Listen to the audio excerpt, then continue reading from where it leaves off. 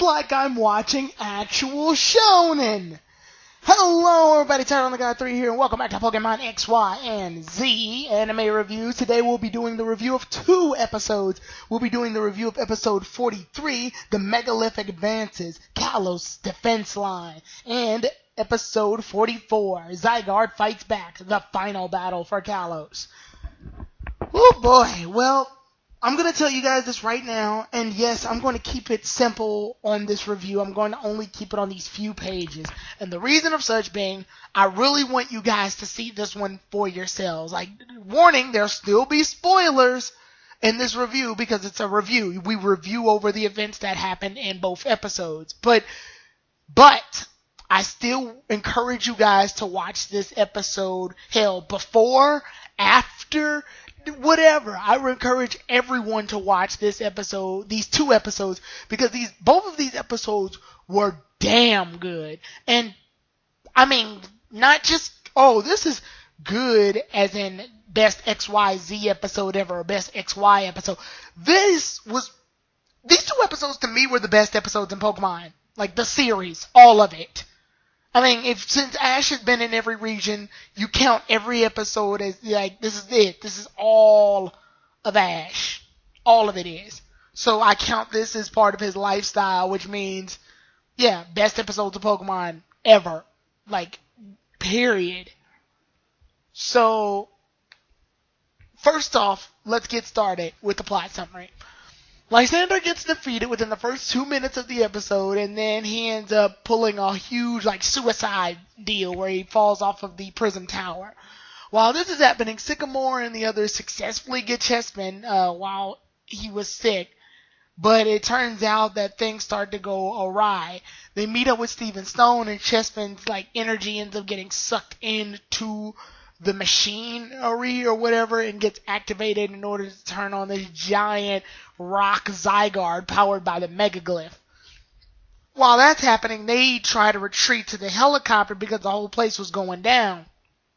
Then we see Alon, Ash, Malva and the others, they're on a helicopter too in order to get to the other side. So there's like a helicopter with Sycamore, Steven Stone, Manon, and Serena, and then there's another one with Ash and the others in it. And I think Clement is in, which one? I think he's in one of them. I can't remember. Yeah, he's in the one with Serena and the others. No, he's in the one with Ash and the others. Yeah, so when they are in the helicopter, I really like this too. I really like that Serena actually went in. Serena, Steven Stone, and Professor Sycamore end up using their Pokemon in order to fight off these, like, giant tentacles that the giant Zygarde rock form is making in order to destroy the city. And while that's happening, we see Bonnie is actually getting along with Bloonie-chan at this point, and she's trying to get those two together. And when she's with Bloonie-chan, she actually, like, has a nice little funny moment with Bloonie-chan, and Bloonie-chan is just on the sidelines. It's really cute and it's really cool because it's like we have time for comedy and cuteness while the world's freaking ending.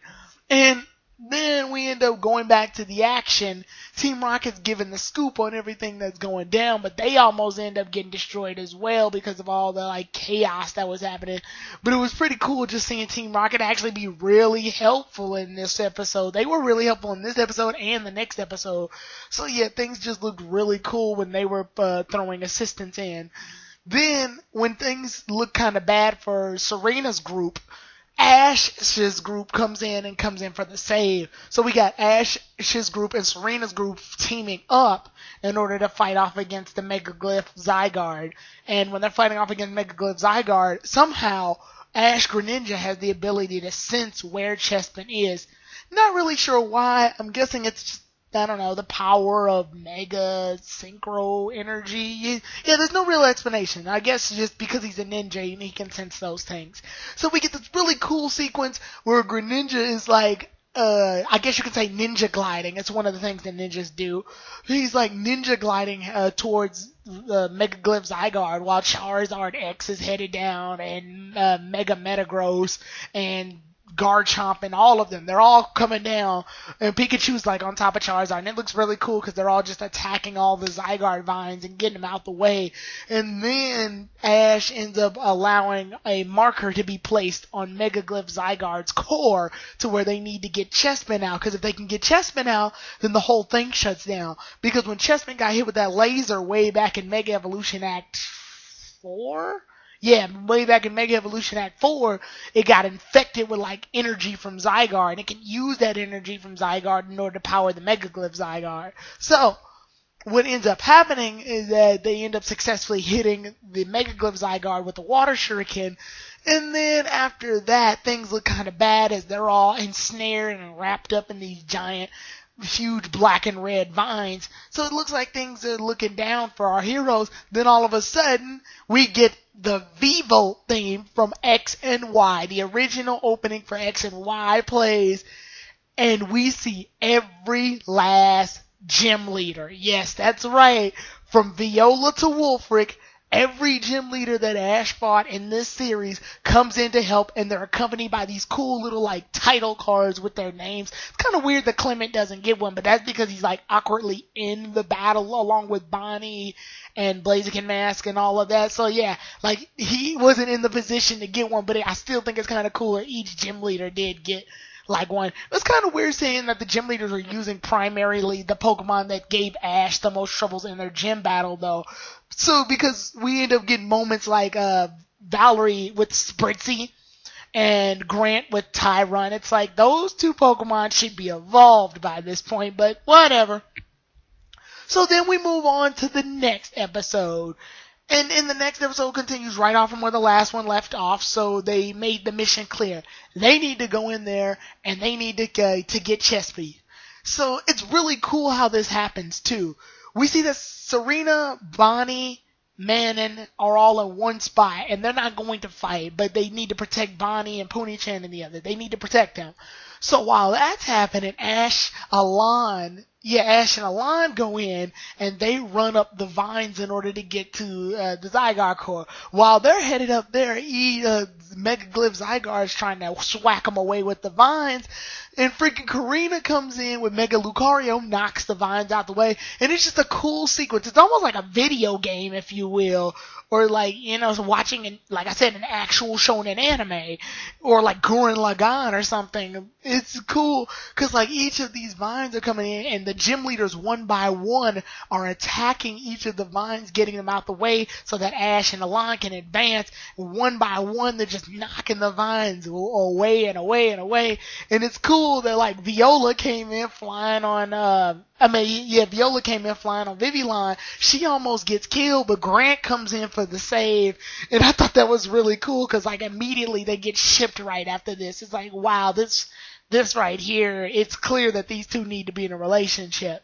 So yeah, the vines are still going, and all the gym leaders are knocking them all out the way. And then I thought this was really cool. The champions, Steven Stone and Diantha, technically there's 3 champions here if you count Alon, but Steven Stone and Diantha end up coming in, and they're attacking the vines with Mega Metagross and Mega Gardevoir. And I think it's cool. It's a cool attention to detail. Every gym leader, well, except Olympia, ends up getting ensnared by those vines trying to help Ash and Alon. Like they made a necessary sacrifice. But not Diantha and Steven. They're so strong that they're still able to fight off the vines, even through all of that. So then they use Psychic to make a bridge for Alon and Ash. They go in, and they're finally at Megaglyph Zygarde's core. And when they're at the core, this feels like a final boss stage part 2. Kind of like if you ever played Final Fantasy X and you have to fight Sin. First you fight like the outside of Sin, and then for some reason you end up fighting like the inside of Sin where you're in his body, and then you fight even deeper into that. That's kind of what it felt like an RPG, JRPG video game. So anyway, they're inside, and it's all crystallized, and these giant red crystal rocks are trying to kill Ash and Alon. Ash goes in like a champion, well, sorta, and he ends up attacking the crystals and destroying them, giving Alon the chance and the opening to grab Chespy. He grabs Chespy, everything stops, or at least they think. Then this is where things get really interesting.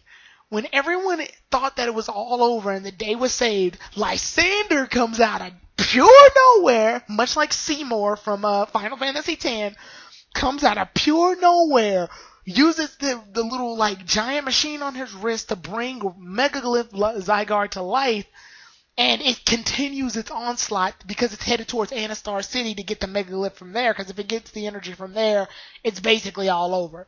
So, what they end up doing is all of the gym leaders, Champion, Malva, Elite Four, Ash, and Alon and the others, they all go in and just go on an all-out assault. And it's really cool, like this really cool moment to see Ash on par with everybody. And they're all just going full force on Megaglyph Zygarde. And Pony-chan's trying to convince Bloony-chan, do you see? This is how humans and Pokemon work together. This is what happens when Pokemon and people work together. This is them working at their prime. This is everybody doing their best, so we gotta do our best too. At that point, Bloony-chan's like, okay, you're right. And then the two end up getting together, and I swear to God, play the live and learn theme when this happens. Because it feels like a final boss moment. It really feels like a final boss moment. The two end up syncing with all the Zygarde cells so that they can transform into 100% Zygarde.